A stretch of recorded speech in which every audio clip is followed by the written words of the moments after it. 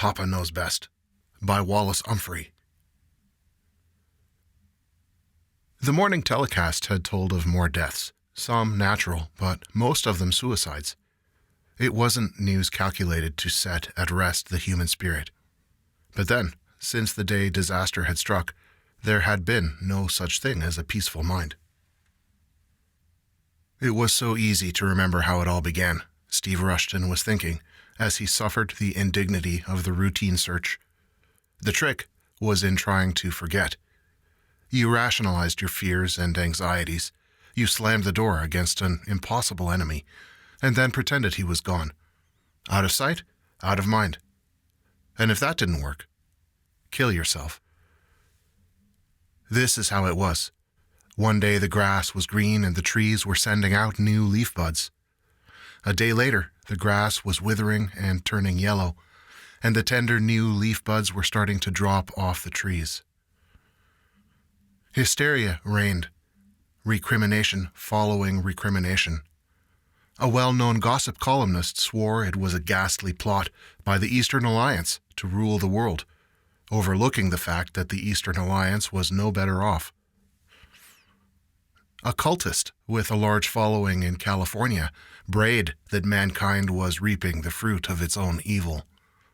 Some people tried to look into their own hearts, and others tried to look into the future, and as a result, death by suicide mounted in a dizzy spiral. World leaders pleaded for sanity. Scientists sought feverishly for an answer, and finally agreed that what had happened was due to a ray which was coming from somewhere out in interplanetary space. And the enormity of the peril was fully realized when farmers reported their crops were failing. All known stockpiles of food could support mankind for only a limited time. At first, science tried to devise some sort of barrier against the ray, but this was soon given up. Nothing about the ray seemed to fit into any pigeonhole of human knowledge. Next, science turned its attention to the manufacture of synthetic food. And when this became an accomplished fact, almost overnight, the world heaved a sigh of relief. But the relief was short-lived. Mankind was suddenly finding it harder and harder to breathe.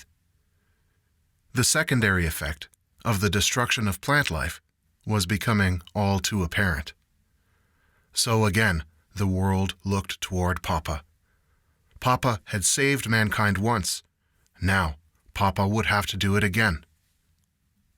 Steve Rushton, except for a bad moment now and then, was relatively free of fear and anxiety. He had a complete and abiding faith, amounting to a childlike worship in Papa's infallible ability to get the world out of the horrible mess it was in. Papa had showed them how to synthesize carbon and hydrogen for food. Now, Papa had to show them how to make the air once more fit to breathe. The routine search didn't take long. An electric eye, a Geiger counter, and sundry other gadgetry turned Steve upside down and inside out and found him clean. The security guard relaxed a little and said, "Okay, Steve, you can see Papa now. And don't do anything in there I wouldn't do." Steve grinned politely, and the guard, slapping a thigh, laughed with maudlin abandon, and then suddenly began to wheeze. "This damned air," he gasped. "What do you expect for free?"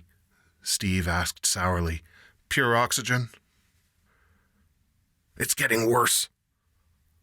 "Papa will find a way." The guard shook his head. "I don't get it." Steve snapped his fingers. "It's simple. We breathe in oxygen and exhale carbon dioxide. Plant life takes the carbon out of the CO2 in the air and replaces it with oxygen. Now, with all the plant life dead, we're using up the oxygen, and it's not being replaced." "Well," the guard began. "Trust Papa," Steve said. "Papa knows best." "Sure," said the guard uncertainly. "Oh, sure." Steve ducked through the open door. A small overhead light winked from red to green, and the door locked securely behind him. For the next 8 hours, Steve would be a prisoner, more tightly locked up than if he were in a jail cell. What a guy will do, Steve muttered aloud, for a lousy 200 credits a week. But he didn't really mind being locked up alone in the room. Steve loved Papa. Luckily, his love for Papa was different from his love for Janie Weeks, who worked the swing shift. Perhaps it was just as well, for otherwise it would have looked bad on his monthly psycho report. A man might love a maid, but never a machine. And Papa, of course, didn't return his affection. Papa was wholly unencumbered by emotion, and therefore completely logical. Papa never rationalized. All Papa knew about emotion, fear, love, jealousy, hatred, greed, and all the rest, was what Steve had helped teach him. Papa never forgot anything, and the more he was able to learn, the more answers he could come up with. And from the standpoint of logic, his answers were never wrong. Sometimes Papa's emotionless approach bothered Steve. It seemed to Steve that Papa was, all the time, laughing at the frailties of human nature. Mostly, Steve didn't let himself think about it. Papa's real name was Kleinschmidt IV, after the name of the inventor. Papa was really a superior computing machine, a whiz of a cybernetics brain, covering about an acre of floor space. He was made out of electronic tubes and relays and switches and dials and meters, the work encased in row after row of gleaming steel cabinets, all in all, worth considerably more than the credit and a half value of the normal human chemistry. Steve patted one of Papa's gleaming panels. "Lover boy," he said. He took off his hat and coat, rolled up his sleeves, and then pushed a button. Papa began to glow. However, Papa was always sluggish after a night's rest, and it took him quite a while every morning to get his memory working. "Well, Papa," Steve said, "how about a cup of coffee?" Papa didn't answer. Papa hadn't waked up yet, and besides, Papa didn't drink coffee. Steve went to a small kitchen alcove and deftly brewed a pot of coffee. He moved slowly, trying not to exert himself. It was now highly important to keep your oxygen consumption at a minimum. The coffee supply was almost gone, and there was no more where it had come from. Well, it had been nice while it lasted. Steve turned his thoughts to something more pleasant. Janie Weeks. Both Steve and Janie had been with Papa ever since the very beginning. Papa was 2 years old now, but much wiser than his years might indicate. Steve and Janie both had PhDs in semantics, a basic requirement for their jobs. Papa demanded accurate communication, for otherwise he'd come up with one of his favorite phrases, things like observation fallacious and insufficient data. Steve poured himself a cup of coffee and then sat down at the desk in front of Papa. He took a sip of coffee and said, "How are you today, Papa?" "Fine," Papa intoned through his loudspeaker. "It's good to be awake." It still bothered Steve to hear Papa speak, although he was getting used to it. You could get used to about anything, except not eating and not breathing. Papa had originally been designed to take a punched tape and reply on a ribbon fed from a large spool somewhere inside him. The audio and speech channels had been a later refinement. This had come after Dr. Kleinschmidt had killed himself, first going quietly insane like the inventor of the linotype machine of an earlier era. And the innovation had been Papa's own idea. Another of his own ideas was the power plant, which fed and nourished him, and which operated totally without human control. He'd come up with still others. The idea that Papa could refine himself had scared Janie, but Steve had accepted it, just as he blindly accepted everything Papa said and did. Steve finished his coffee, and then jerked a wire basket to him. A sheaf of papers lay waiting, having been delivered by a pneumatic tube from another part of the building. The papers were covered with a vast array of numbers which Steve didn't understand and didn't even want to. Steve was a semanticist, not trained in the physical sciences. "Look alert, Papa," Steve said. "Here it comes." Papa remained silent, waiting. One thing about Papa, he spoke no unnecessary words. Steve carefully read off the data from the sheaf of papers, enunciating clearly so that Papa wouldn't misunderstand. It took a long time, and Steve's throat was dry when he finally finished. He heated up the coffee again, since it sometimes took Papa quite a spell to digest a meal. It was almost noon when Papa finally spoke again. Steve scowled and picked up a phone and was connected with the Office of Information upstairs, where scientific data was collected from every cranny of the globe and correlated and put into the proper form for Papa to digest. A feminine voice answered, and Steve wished security would allow him to see the voice's owner on a vision plate. On the spur of the moment, Steve said, "How about a date?" "Not with you, Frankenstein." "Look, I only work here too." "I don't want anything to do with either you or that unholy monster." "Now you've hurt Papa's feelings." "How?" The voice suddenly faltered. "How can you talk this way?" "I don't know," Steve said. "It's better than worrying." "Maybe." "Well, what's his answer this time?" "Insufficient data." "Damn." "Ask him how insufficient the data is." Steve chuckled. I've tried that. No dice. Data is either sufficient or it isn't. There's no such thing as a degree of insufficiency. A sigh came over the wire. If I lose faith in that monster, I might as well cut my own throat. I'd rather do that than die of slow strangulation. Do you notice it's harder to breathe? Yes, but don't forget, it was Papa who kept the whole human race from starving to death. I don't know. Maybe I'd just as soon starve as eat those damned pills. No, you wouldn't, Steve said. Papa will save us now, too, just as soon as we feed him all the dope he has to know. Anything more to set before him now? No, said the feminine voice, all banter gone. Maybe on the next shift. I'm scared green. Tough, Steve said. Well, better luck next time. With distaste, Steve swallowed a luncheon pill, feeling that the disaster had taken away most of the joy of living.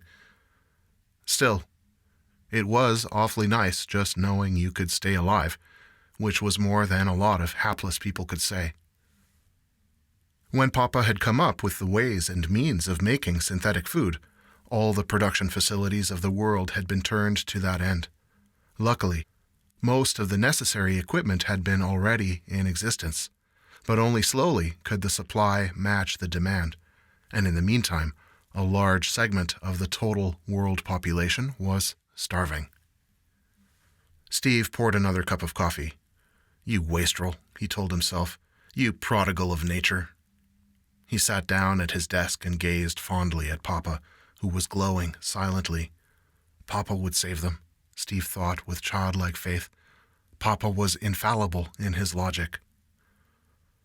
Papa, Steve said, when will Janie marry me? Insufficient data, Papa said. Steve sighed, leaning back in his chair. A host of dark thoughts began churning around inside his head.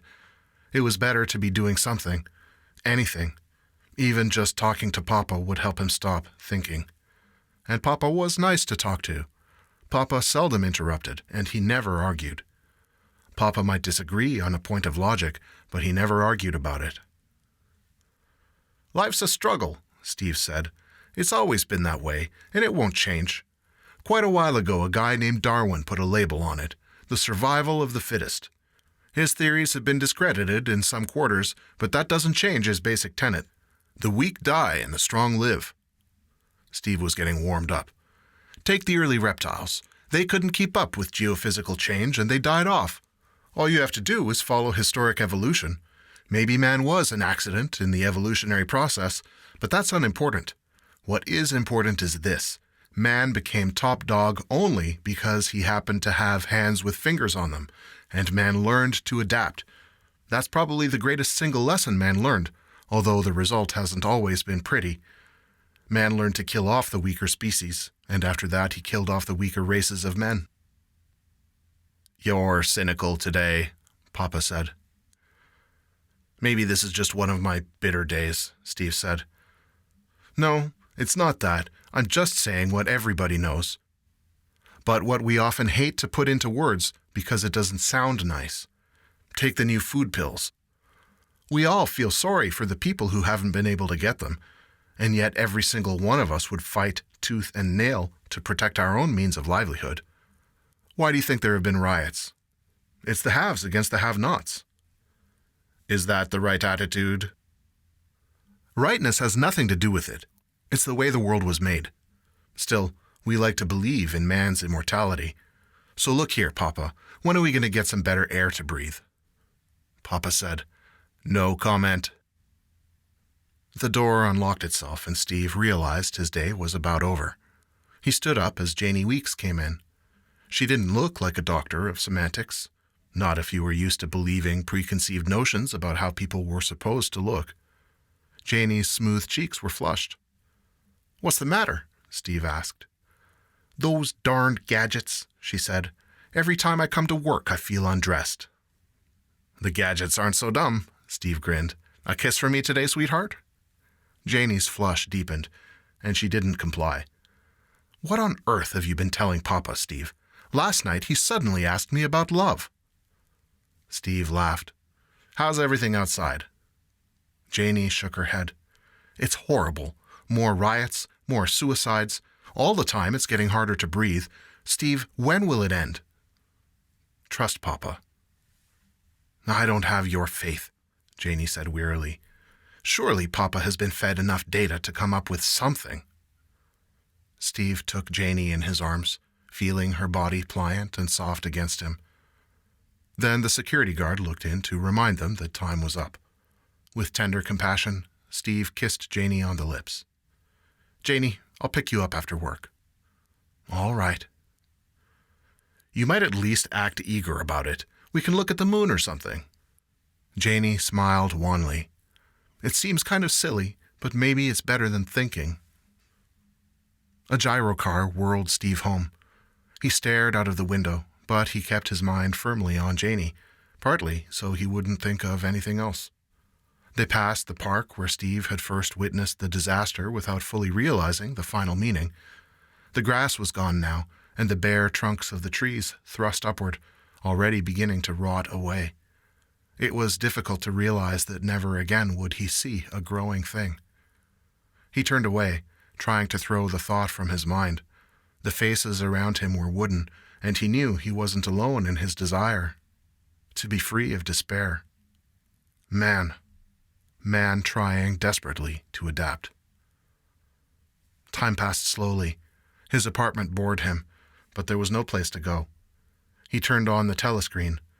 More food riots. More deaths. Some of the deaths now, from mountain countries, were from lack of decent air. It was the same old struggle, the survival of the fittest. World leaders were begging for sanity. It seemed like an empty plea. No. There was still Papa. Papa wouldn't let the human race die. Steve grinned without mirth. Keep your chin up. Laugh at fears and anxieties. Kid around and be tough and act callous as hell. It was the only way to keep you from cutting your own throat.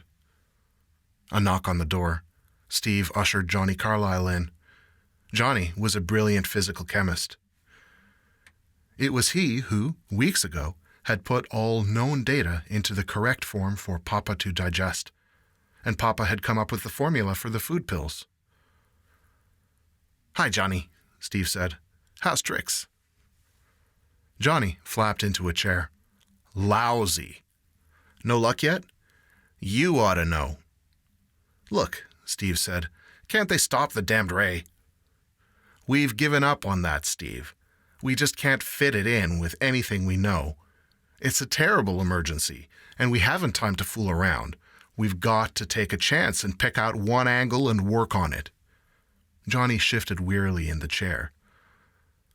"The angle we've picked is how to get the carbon dioxide out of the air and more oxygen into it.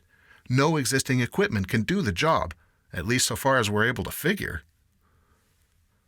Kleinschmidt 4 is our only hope." Steve nodded. Where's the ray coming from? We can pinpoint it, Steve, but that doesn't help. We're pretty sure it's not the effort of some alien race to conquer the Earth. At least all our known logic precludes this idea. It's too indirect a method for conquest. Trust Papa. I don't know. Johnny leaned suddenly forward. For some odd reason, he's beginning to scare me. He thinks too well, and without the checks and balances of emotion. I've got a feeling the lid is off. Steve grinned. Go ahead and laugh, Johnny grumbled. Our problem now isn't much different than it was before. What I mean is this. The same data ought to show us how to beat the thing we face now. But all we get out of that cold-blooded thinking machine is the same old answer. Insufficient data. There's a missing factor, Johnny. What? That's for you physical scientists to figure out. Johnny stood up. Maybe you're right, Steve. Maybe the missing factor will show up tomorrow. Anyway, it better show up damned soon. Later that night, Steve picked up Janie. They went for a ride in the moonlight, but the whole thing wasn't too satisfactory. It was becoming increasingly difficult for Steve to keep the fear pushed out of his mind. Janie began to cry. Cut it out, Steve said. Once you start that, you're lost. We've got to laugh in the teeth of danger. Man's always lived by faith. We've got to put our faith in Papa. But, Steve, I'm afraid of him. Nonsense, Steve told her sharply. Nothing new tonight? No. Information sent down a new setup, but it still didn't work. Papa's beginning to sound like a stuck record. She hesitated a moment. What on earth were you telling him today? He asked me about survival. Steve laughed. I'm guilty of being pretty juvenile sometimes. It was just whistling in the dark. Look at me, Steve, Janie said. Suppose I was starving. Would you give me a food pill? Steve stopped laughing. So that's what's bothering you. Janie, sure I would. What I meant was that it's hard to feel real sorrow for somebody so far away that you know you'll never see them or know them. It's always been that way. We read or hear of somebody dying, but we don't really feel it. It only means something when it's somebody close. I know, Janie whispered. Steve, hold me close. The next morning, Steve didn't even switch on the telecast. Better not to see or hear any more about disaster. The air was worse now. It took Steve a long time to dress. He went to work, trying to close his mind to everything that might magnify the fear. Fear was all around him now. Today had to be the day. Today, Papa would find the answer. The idea grew in his mind. He felt giddy. An odd notion came to him. He was a messiah. He was the instrument to save the world. He would communicate logically with Papa. Papa would tell him what the world had to know. There wasn't even a security guard on duty. Probably they were too sick to move, or were even dead. Steve punched the button, and Papa glowed, and Steve sat down at the desk. The Messiah idea clung. Steve knew it was stupid, but he was glad of the respite from fear. He gave Papa time to warm up. A sheaf of papers lay waiting in the wire basket.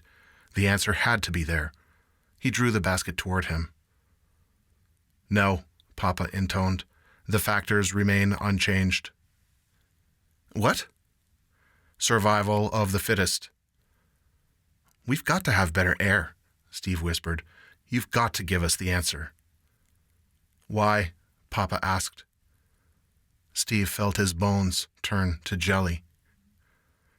He wished now that he'd never learned to rationalize, so that he could have died earlier by his own hand. Even before Papa spoke again, he knew what the words would be. I don't need air, Papa said.